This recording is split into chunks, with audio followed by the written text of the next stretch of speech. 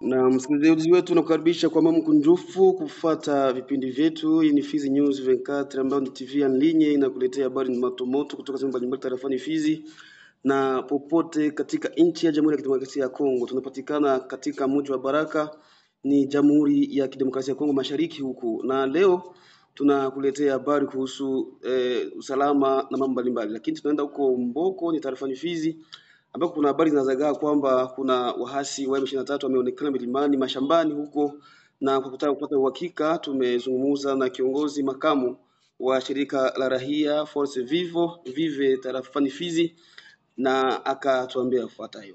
Kiongozi, unatupata vizuri pale ulipo? Kwa kweli ndugu mtangazaji, habari hizo zimesagaa kwenye mitandao ya kijamii na kupelekea wasiwasi ndani ya kijiji cha Mboko, noselma kijiji cha Mboko, hata kwenye sekta ya Tanganyika na tarafa la Fizi kwa ujumla. Lakini baada ya kuendesha uchunguzi, taarifa hizo zilionekana ni taarifa za uongo, ni taarifa za uzushi, maana adui hakuonekana kwenye milima inayoinukia Mboko na vijiji jirani. Hata juu ya Mboko mpaka kwa sasa hivi adui hajawa karibu, ukuwa ni habari tu za uzushi ambazo zililetwa na mwanamke ambaye amesemekana kwamba alikuwa kushamba, akaona watu wenye kubebelea silaha akadhani moja kwa moja kwamba ni Wanyarwanda.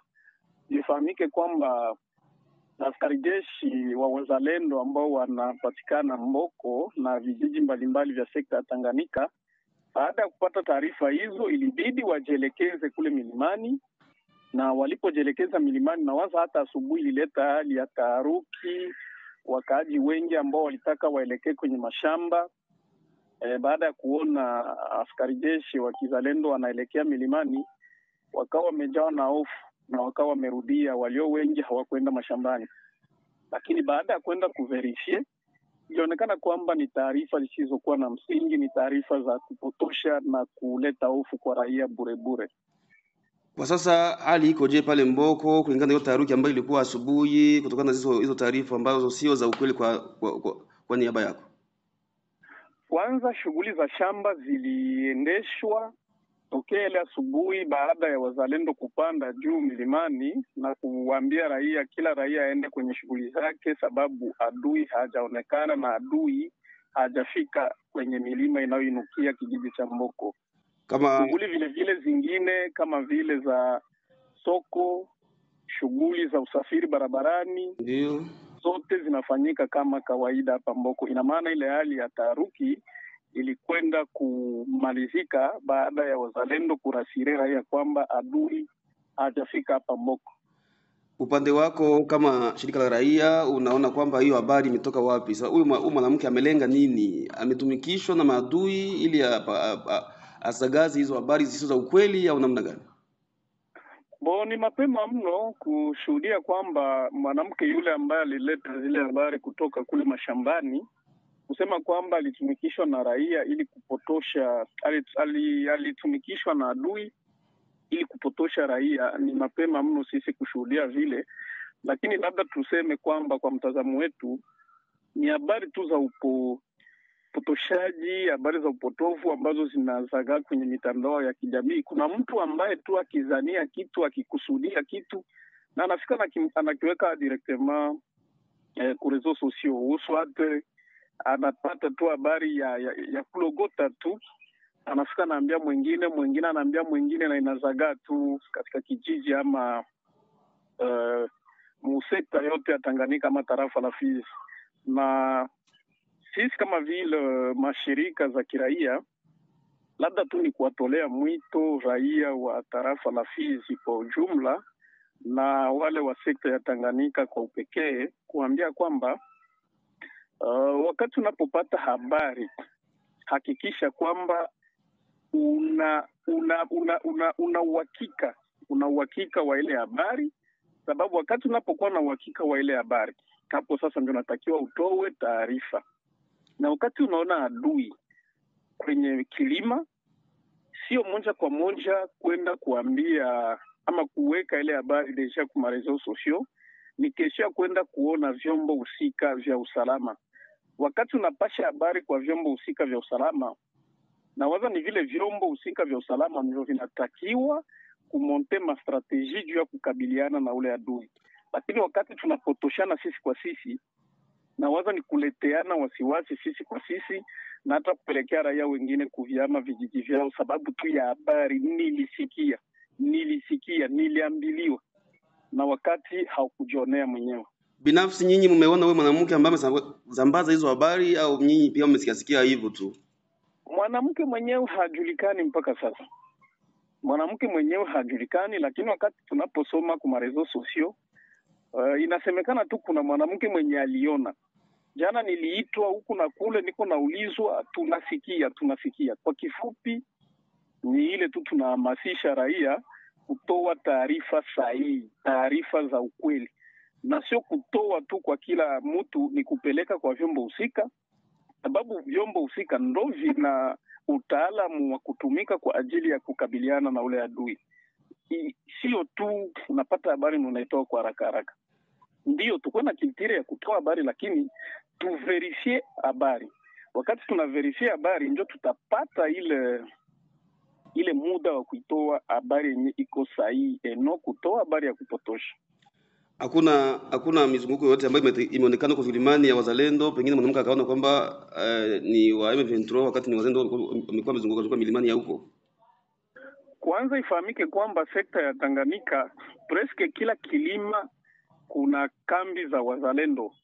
Ifahamike kwamba kijiji cha Lulambwe ambacho kinapatikana kwenye milima inayoinukia vijiji vya Mboko, Kabondozi na Kabumbe ndo ngome kubwa ya wazalendo tangu enzi zile. Na kwenye maeneo ile kuko wazalendo. Kuna vijiji vingine ambavyo ni Rusura, na sababu kijiji kingine hivi ambako ndo kijiji cha mwisho mbele ufike kwenye msitu,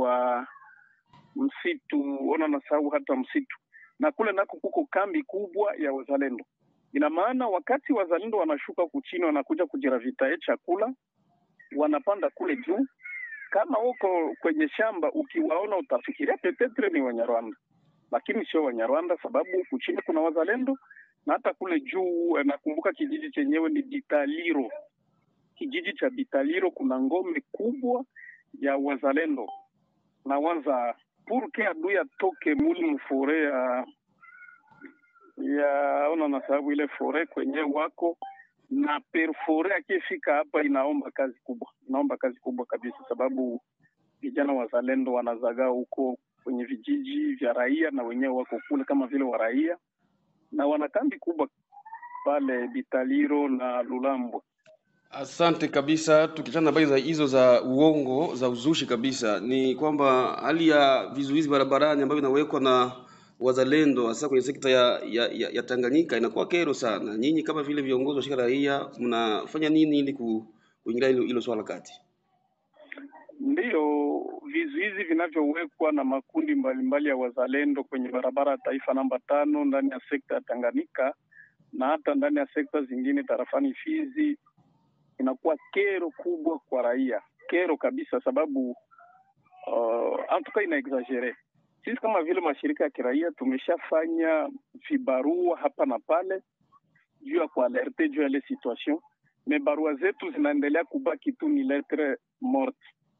Tulishajaribu kumene mapledoyer, tunaona wakuu viongozi wa wazalendo, tunawaonesha uzalendo ni nini na ni nini wanatakiwa kukifanya, lakini mpaka pale hakujapatikana suluhisho. Mfano, ndani ya sekta ya Tanganyika vikao vingi vimeshaendeshwa na mkuu wa sekta ya Tanganyika pamoja na mashirika za kiraia na idara zingine za usalama pamoja na wazalendo, lakini mpaka sasa suluhisho.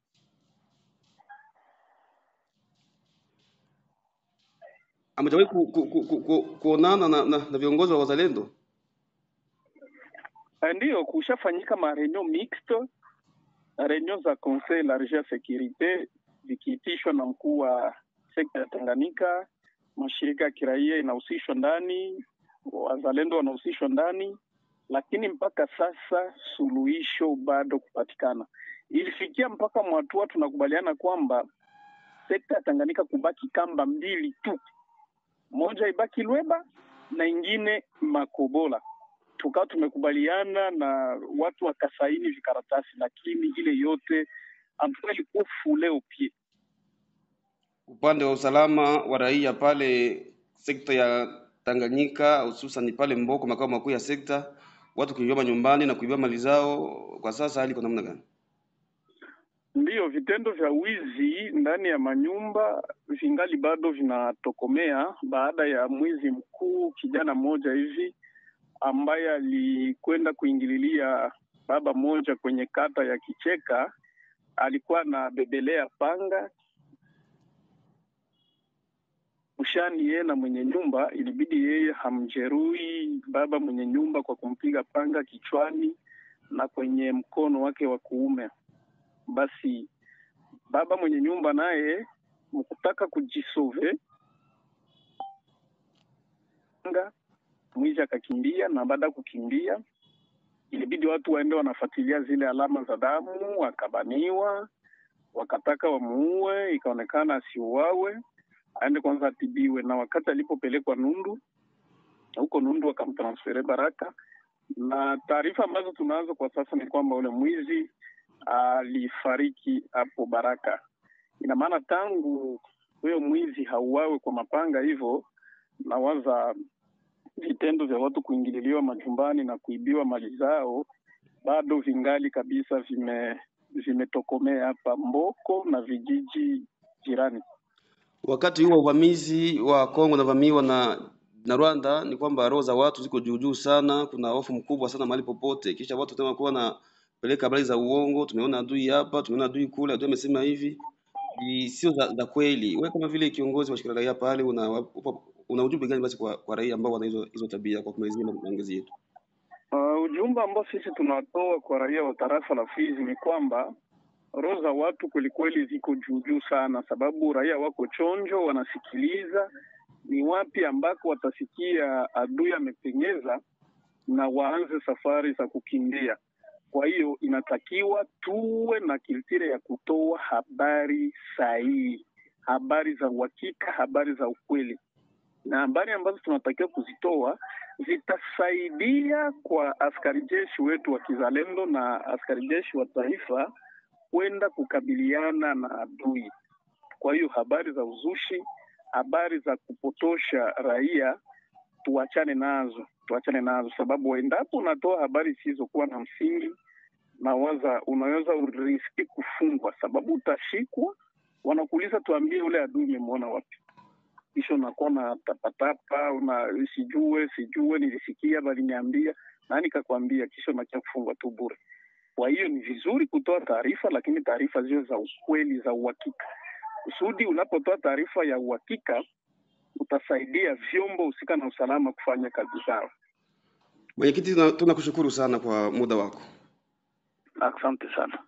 Asante kabisa. Nakumbusha kwamba wewe alikuwa ni mwenyekiti wa makamu wa shirika la raia tarafani Fizi Force Vive, ambaye tumezungumza naye kuhusu swala mzima la habari ambayo inazagaa kwamba kuna makundi ya waasi wa M23 ambao wameonekana kwenye milima ya huko Mboko, makao makuu ya sekta ya Tanganyika ni tarafa la Fizi katika jimbo la Kivu ya Kusini. Ni kwamba baada ya mazungumzo hayo ni uongo, hakuna makundi ambayo yameonekana huko ya siasa, na ni mbinu pengine za watu kutaka kupotosha watu ambao wako katika hali ya hofu kulingana na vita ambavyo vinazuru sehemu ya East ya Kongo. Tumeshukuru sana kwa muda wako, na tunasema kwamba endelea kutusikiliza, na hii ni Fizi News 24 ambayo inakutangazia moja kwa moja kutoka kwenye mashariki mwa Jamhuri ya Kidemokrasia ya Kongo. Bye bye.